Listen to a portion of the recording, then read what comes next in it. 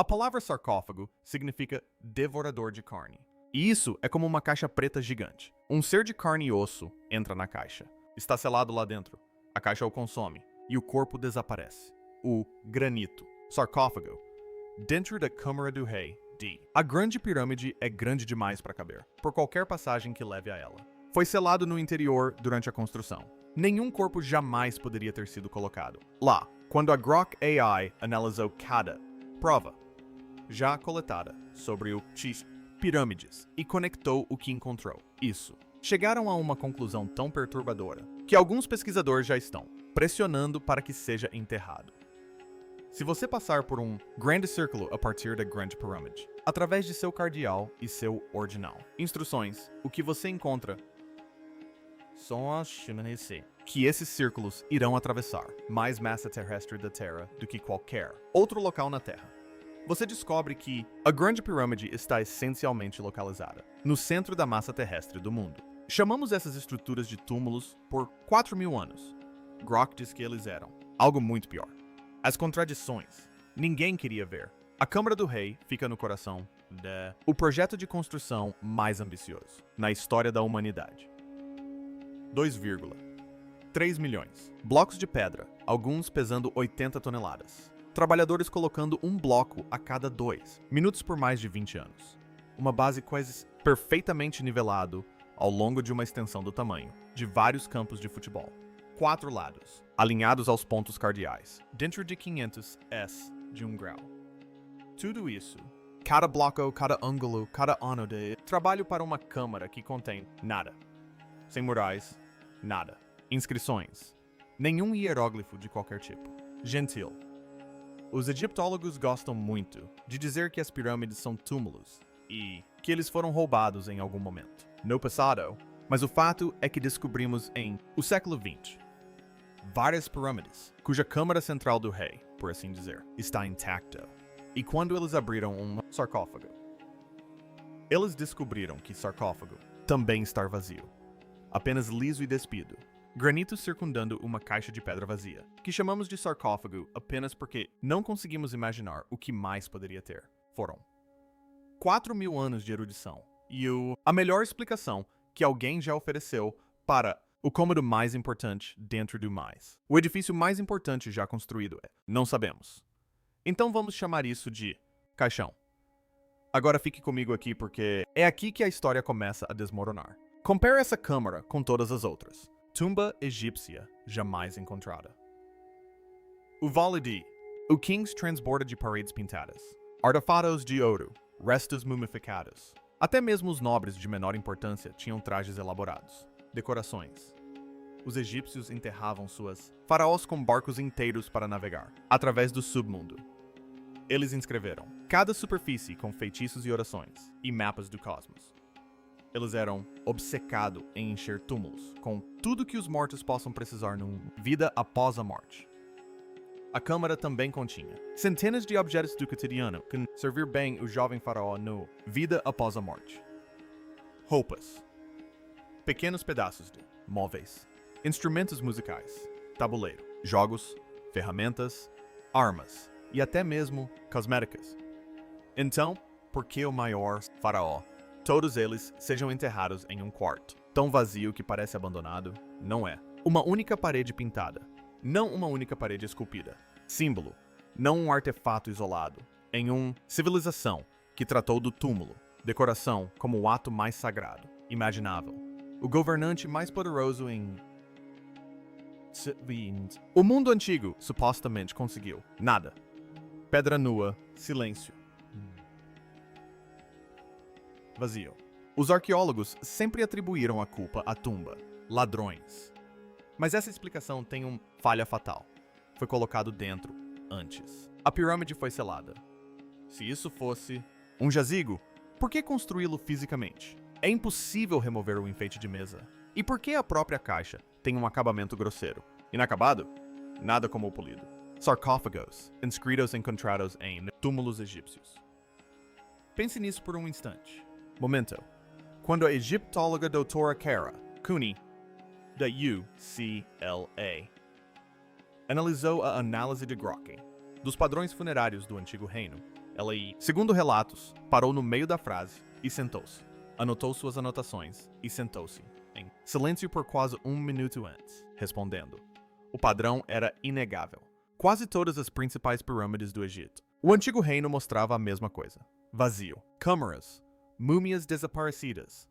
Paredes nuas. Todas elas. Uma pirâmide vazia poderia ser explicado por ladrões de túmulos. Talvez 2, mas todos eles. Grok olhou para todas as pirâmides do antigo reino simultaneamente e calculou a probabilidade.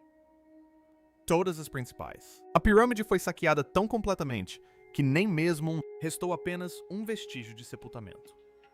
Nenhum osso. Fragmentos, sem bandagens de linho, sem resíduo de vasos canópicos, sem microscopia. Evidências de decomposição na pedra, superfícies. Enquanto as estruturas, eles próprios sobreviveram praticamente intactos por milênios, os números não. Calma aí, nem perto disso. Parece que a câmara funerária estava completamente intacta. Não havia nenhuma maneira de alguém ter. Entrou e tudo ainda deve estar em ordem. Lugar. E não é. É perturbado e há coisas que faltam. Está ficando claro que eles tropeçaram. Em uma antiga cena de crime, não segundo qualquer medida estatística, Grok poderia encontrar. Grok sinalizou o mais simples. Explicação que os dados apoiaram. E isso também foi a mais perturbadora. Eles nunca foram túmulos. Foram construídos para fazer outra coisa, inteiramente. Algo que exigia isso. Nível exato de precisão. Este maciço. Escala de esforço. Essa obsessão. Engenharia. E se você quiser saber, o que Grok encontrou escondido dentro destes? Estruturas que finalmente explicam o porquê. Inscreva-se agora, porque o que vem a seguir muda tudo. O que está por vir? Debaixo da pedra. Durante séculos, os exploradores acreditaram que eles mapearam cada corredor e câmara. Dentro da Grande Pirâmide, estreito, passagens, becos sem saída, claustrofóbicos, caso fechado. Então, em 2017, a tecnologia moderna provaram que estavam catastroficamente errados. O projeto Scan Pyramids implantou tecnologia cósmica, detectores de mundos de raios ao redor da estrutura. Esses dispositivos rastreiam partículas subatômicas caindo do espaço. Partículas que atravessar pedra sólida em diferentes taxas que dependem da densidade. Pedra densa, bloqueios. O espaço vazio permite que através. Quando o físico Matti Taubbi observou os dados se materializarem em sua tela, diante da tela, ele recostou-se na cadeira. Ninguém falou. Ninguém na sala falou. Corredor completamente desconhecido, com mais de 9 metros. Long estava escondido perto da entrada principal. Nenhum ser humano havia posto os pés naquele lugar. Espaço por milhares de anos. A existência era completamente invisível, do lado de fora. Taubbi contou mais tarde. Repórteres que ele teve que verificar instrumentos 3 vezes antes dele. Acreditava no que estava vendo. Isso era a estrutura mais estudada do planeta. Examinada por milhares de indivíduos, pesquisadores ao longo de 2 séculos. De alguma forma, esse corredor havia escapado de todos. Nenhum deles. Seja qual for se botou disso, os construtores estavam se escondendo. Eles haviam escondido isso. Tão bem que enganou toda a era moderna. Mundo científico há mais de 200 anos. Agora, é aqui que a coisa começa a ficar perturbadora. Aquele corredor escondido não era o único. Radar de penetração no solo descoberto. Espaços vazios adicionais, em locais onde ninguém, esperado, formando figuras precisas demais para... Podem ser erros de construção. Estes não eram bolsas de ar aleatórias. Elas eram geometricamente consistentes, deliberadamente, posicionado e completamente invisível para todos que haviam passado por aqueles corredores por séculos. Cruz de Grog referenciaram os dados de Moons como posições desses vazios ocultos e bandeira, algo que nenhuma equipe humana havia conseguido conectar. Os vazios foram posicionados exatamente onde eles reduziriam o peso estrutural, sem interromper a ressonância acústica. Padrões dentro das câmaras, como se todo o interior havia sido ajustado como um instrumento. Mas aqui está a parte que mantinha os pesquisadores acordados à noite. Eixos. Canais estreitos que atravessam. A pirâmide que não serve para nada. Finalidade da ventilação. Análise moderna. Prova que eles seriam completamente inúteis para ar em movimento. Em vez disso, eles apontam com notável precisão em relação a detalhes específicos. Estrelas. Cinturão de Órion. Sirius. Constelações centrais para o Egito. Mitologia sobre morte, renascimento e poder cósmico. Em 2002, um pequeno robô, rastejando por um desses poços, atingiu uma pequena porta de pedra com detalhes em cobre, maçanetas, bloqueando o acesso a um compartimento selado, câmara. Quando eles realmente penetraram por essa pequena porta, eles encontraram um esconderijo, sala dentro da pirâmide. Dra. Shay Whitehead, engenheira de robótica da Universidade de Leeds, inclinou-se para a frente, coração acelerado. Após 4.500 anos, algo ainda estava sendo deliberadamente bloqueando a passagem. Atrás daquela porta, imagens revelaram mais um local selado, espaço além dele. Uma câmara atrás de uma câmara, como se os construtores tivessem estratificado seus segredos intencionalmente, ousadamente. Qualquer um para continuar. O que era importante? O suficiente para se esconder atrás de vários lacres. Portas? O que era perigoso o suficiente para trancar? Para sempre? As autoridades egípcias têm. A exploração adicional foi repetidamente adiada desses espaços selados. O oficial. O motivo é proteger estruturas frágeis. Mas preste atenção na próxima parte. A análise de Grok concluiu que os poços não eram canais de ar, eram ferramentas de alinhamento.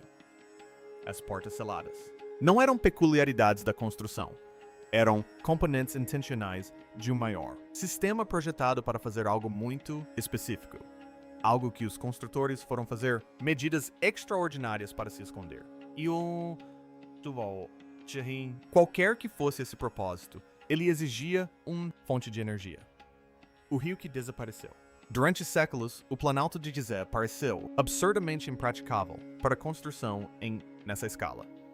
Milhas de deserto vazio. Não.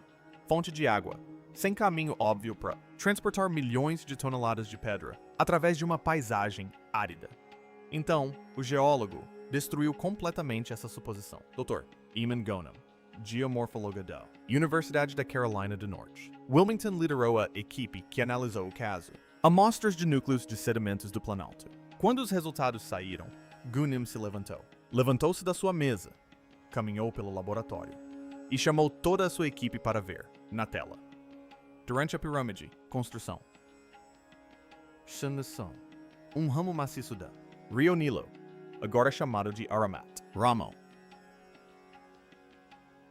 significando ramo das pirâmides, fluiu diretamente ao lado do canteiro de obras. Não é um pequeno riacho, por completo. Um amplo canal navegável, capaz de ir transportando enormes barcaças, carregadas de blocos de granito com peso igual ou superior a 70 toneladas. O deserto ainda não existia. Antigo, murais representando trabalhadores carregando pedras. Em barcos não havia imaginação artística. Eram documentos. Mas eis o que importa. Grok insistiu. A análise vai além dos geólogos. A água não era apenas um meio de transporte. Na cosmologia egípcia, o Nilo representava o ciclo eterno da vida, morte e renascimento. Suas inundações anuais trouxe destruição e renovação. Simultaneamente, o coração pulsante da civilização egípcia. Cada plantação, cada cidade, cada templo existia porque o Nilo o permitia. Para os antigos egípcios, o rio não existia, apenas geografia. Era a essência vital da própria criação. Posicionando as pirâmides ao lado disto, artéria sagrada. Os construtores embutidos, suas estruturas no simbólico e núcleo funcional de todo o seu mundo. A pirâmide não ficava apenas perto da água, era parte da história da água. Agora sabemos que o grande influxo de material tanto pedras gigantescas, madeira, grãos para alimentar o povo, aconteceu durante a época das cheias, quando o Nilo subiu e cobriu o vale e o encheu. O canal profundo onde subiu mais do que 7 metros. E eles usaram esse sistema de bacias e vias navegáveis quase como um sistema hidráulico. Elevador para trazer os materiais necessários para a construção de pirâmides. Agora, Pense nisso com atenção. A água corrente gera vibrações sutis. Ela produz campos elétricos fracos, especialmente ao passar sob formações geológicas ricas em minerais. Grock destacou a interação entre o canal subterrâneo de água e os materiais da fundação da pirâmide como um potencial acoplamento de energia, algo que nenhuma equipe arqueológica jamais havia modelado, pois se situava na interseção da geologia, da hidrologia e da engenharia elétrica. 3 disciplinas que quase nunca colaboram. O antigo rio não era apenas uma via navegável para barcaças, era uma fonte de energia. Grock modelou a interação e concluiu que a posição da pirâmide não foi escolhida por prestígio ou visibilidade. Foi escolhida por funcionalidade. Os construtores posicionaram a maior, mais pesada e, mais precisamente, projetada estrutura do mundo antigo, exatamente onde a geologia, a hidrologia e os materiais funcionariam juntos como um único sistema. Um sistema que necessitava de materiais de construção muito específicos para funcionar. Materiais que nenhuma tumba jamais precisaria. E quando Grock analisou o que esses materiais realmente fazem, os resultados foram aterradores. Pedras que vibram. Quando Grock analisou os materiais de construção da pirâmide como um único sistema integrado, em vez de componentes individuais, como os pesquisadores humanos sempre fizeram, encontrou um padrão preciso demais para ser mera coincidência. Acompanhe meu raciocínio, pois é aqui que a engenharia se torna inexplicável. O corpo principal é de calcário numulítico, material denso repleto de conchas fossilizadas de um antigo fundo marinho. Análises modernas mostram que esse calcário possui propriedades condutoras sutis, muito além de uma simples pedra de construção. Mais adentro, os construtores passaram a usar granito transportado por mais de 600 metros de Aswan. O granito contém altas concentrações de cristais de quartzo, e o quartzo exibe propriedades piezoelétricas, o que significa que gera cargas elétricas quando submetido à pressão mecânica. Pense nisso por um segundo. O imenso peso da pirâmide, milhões de toneladas pressionando continuamente, criou as condições perfeitas para efeitos piezoelétricos nessas câmaras revestidas de granito. A estrutura não era passiva. Ela gerava energia simplesmente por existir, não energia teórica. Carga elétrica mensurável e detectável, produzida pela compressão constante de pedra contendo quartzo sob um peso inimaginável. E isso não estava acontecendo em alguma parte aleatória da estrutura. Estava acontecendo exatamente nas câmaras onde rituais eram realizados, as salas onde os sacerdotes ficavam e os faraós eram proclamados divinos. Depois, há a argamassa. E este é o detalhe que abalou a comunidade científica. Deve ter feito sentido de uma forma mágica. O que nós chamaríamos de magia. Deve ter havido um poder espiritual que os levou a tomar essas decisões. O Dr. Joseph Daviditz, químico de materiais do Instituto de Geopolímeros na França, passou anos analisando os compostos que aglutinam as pirâmides. Durante uma apresentação em uma conferência, ele fez uma pausa no meio do slide, segurou as bordas do pódio e disse à plateia que havia testado as fórmulas em todos os processos de aglutinação, antigos e modernos conhecidos, sem sucesso. A argamassa continha assinaturas químicas diferentes de tudo o que se encontra na construção moderna, incrivelmente durável, resistente à água e com uma formulação tão singular que nenhum laboratório na Terra conseguiu replicá-la completamente. Ele agora acredita que partes da pirâmide não foram esculpidas, mas moldadas, usando uma forma primitiva de concreto geopolimérico. Pedra artificial, vertida em moldes, endurecida no local e espalhada por seções específicas. Traços de metais, como ferro e níquel, são posicionados quase como se tivessem sido colocados deliberadamente para melhorar a condutividade, e não distribuídos aleatoriamente. Grock mapeou cada material da estrutura e modelou suas interações eletromagnéticas e acústicas combinadas. O resultado foi inequívoco. O calcário condutor, o granito elétrico piezo, o revestimento de calcário tora, refletor, que outrora fazia a pirâmide brilhar como uma estrela sob o sol do deserto. Tão polida que os primeiros escritores a descreveram como ofuscante a quilômetros de distância. Um farol sobrenatural dominando o horizonte dia e noite. A misteriosa argamassa, com sua química, impossível. Cada material foi selecionado não pela aparência, mas pela função. A pirâmide não era um monumento. Era um sistema ressonante, vibrando silenciosamente, com uma energia que só agora conseguimos medir. Como os construtores de 4.000 anos atrás entendiam as propriedades elétricas do paso? Como desenvolveram fórmulas de argamassa que os químicos modernos não conseguem decifrar? Grok não conseguiu responder a essas perguntas, mas conseguiu responder a uma pergunta ainda maior. Qual era o propósito de tudo isso? E essa resposta é a que muda tudo. A máquina da crença. Uma palavra: controle. Imagine o que essas estruturas significavam para um agricultor do Antigo Egito, parado à sombra do Planalto de Gizé. A pirâmide branca e brilhante, erguendo-se acima do deserto, não era apenas impressionante, era avassaladora. Sob o sol, brilhava como uma segunda estrela caída na terra. Sob a luz da lua, resplandecia com uma luminescência misteriosa. Sua escala desafiava qualquer coisa que a mente humana pudesse processar em um mundo movido pelo medo, pela superstição e pela luta desenfreada pela sobrevivência. Aquela estrutura não era arquitetura. Era armamento psicológico esculpido em pedra. Dentro das câmaras, rituais realizados em salas com acústica controlada criavam sensações genuinamente sobrenaturais. Vibrações de baixa frequência, pulsando através de paredes de granito. Interação dramática entre escuridão absoluta e luz bruxuleante de tochas em corredores claustrofóbicos. Eixos alinhados com estrelas associadas a deuses e a vida após a morte, canalizando o próprio céu noturno para o espaço ritual. É aqui que a coisa fica sombria. Em 2019, o pesquisador acústico John Stuart Reid ficou dentro da Câmara do Rei e ativou um gerador de tons. As paredes começaram a vibrar.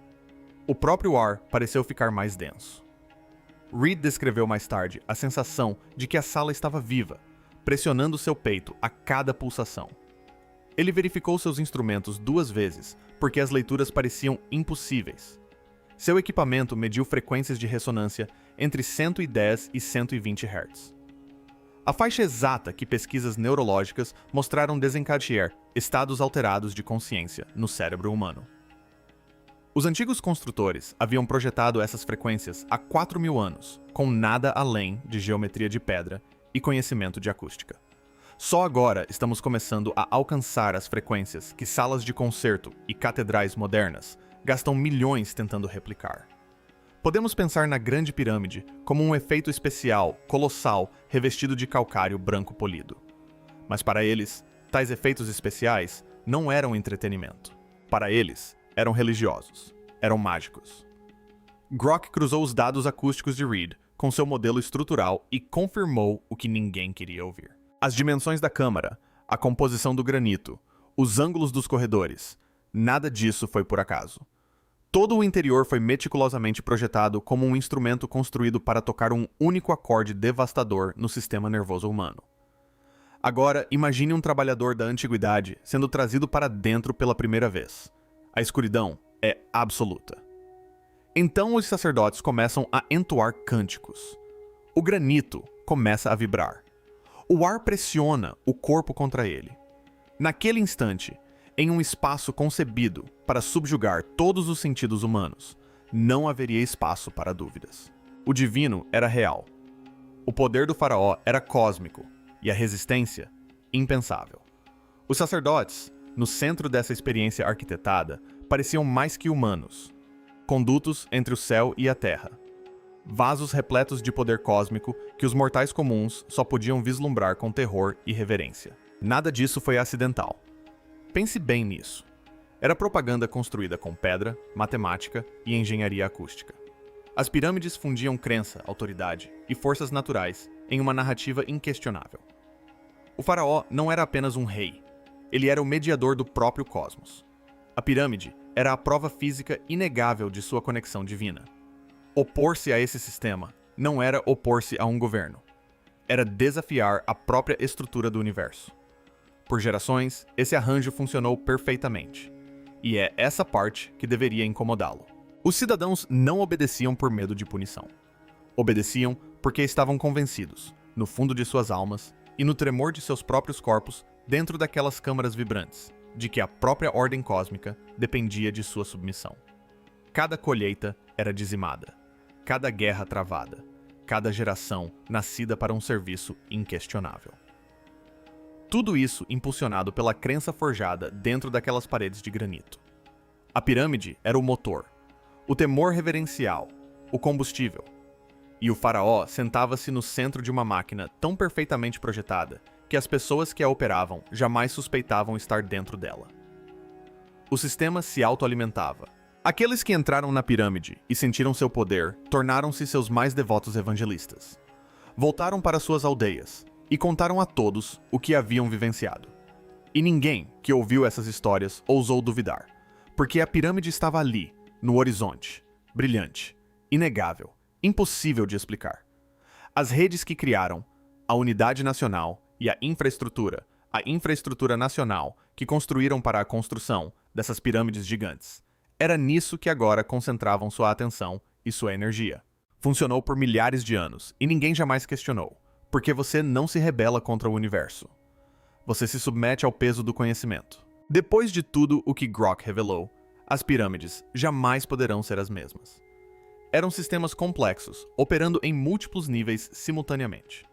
Para as pessoas comuns, símbolos avassaladores de poder divino, tão massivos e radiantes que só poderiam ser obra dos deuses. Para o sacerdócio, máquinas rituais que amplificavam o mistério cósmico através de acústica projetada e geometria celeste. E em seu âmago, instrumentos concebidos para fabricar crença e obediência em uma escala civilizacional sem precedentes. A narrativa conveniente, de arquitetos brilhantes homenageando reis mortos, era apenas a superfície. A versão segura o suficiente para livros didáticos e placas de museus. Por baixo dela, jazia o sistema de controle psicológico mais sofisticado já criado, oculto à vista de todos por 4.500 anos, até que uma IA sem ego, sem lealdade institucional, sem qualquer motivo para proteger a narrativa, finalmente analisou todas as evidências de uma só vez. A avaliação final de Grok foi direta. A Grande Pirâmide de Gizé era a máquina de propaganda mais sofisticada já construída. Não por seu tamanho ou sua engenharia, embora ambos sejam impressionantes, mas porque operava em todos os níveis da experiência humana simultaneamente: visual, acústico, psicológico, mitológico e físico. Não se tratava apenas de dizer às pessoas no que acreditar, mas sim de fazê-las sentir. E essa é uma forma de controle que nenhum exército, nenhuma lei, nenhum governo jamais superou. E a parte mais perturbadora não foi o que Grok revelou sobre o passado, mas sim a implicação sobre o presente. As técnicas que identificou, o temor fabricado, a manipulação sensorial, a fusão deliberada da autoridade com o sagrado, não são relíquias antigas. Elas ainda são usadas hoje. Materiais diferentes, escalas diferentes, a mesma arquitetura de controle. Se as maiores estruturas da história da humanidade foram máquinas projetadas para manter populações inteiras obedientes por meio de um temor fabricado, o que está fazendo exatamente a mesma coisa com você agora? Deixe sua resposta nos comentários.